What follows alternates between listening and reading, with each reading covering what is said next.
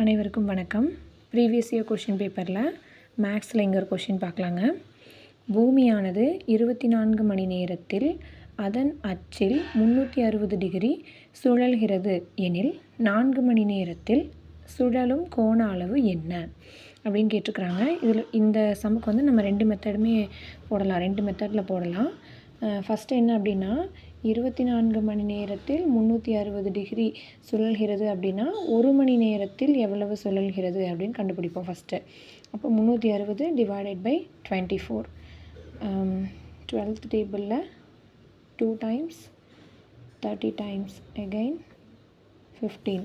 அப்போது 1 மணி நேரத்தில் நமக்கு 15 டிகிரி சுழலும். அப்போ 4 மணி நேரம் அப்படிங்கிறப்போ 15 into 4 அப்போது 60 டிகிரி. இதுதான் இதுக்கான ஆன்சர். இதில் இன்னொரு மெத்தட் என்ன அப்படின்னா, நம்ம நேர்மாறல் எதிர்மாறல் பார்த்தோம் இல்லைங்களா, அந்த மெத்தட்லேயும் நம்ம வந்து இந்த சம் போடலாம்.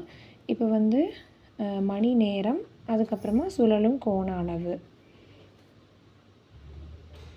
அப்படி எடுத்துக்கிட்டு 24 மணி நேரத்தில் 360 டிகிரி சுழலுது.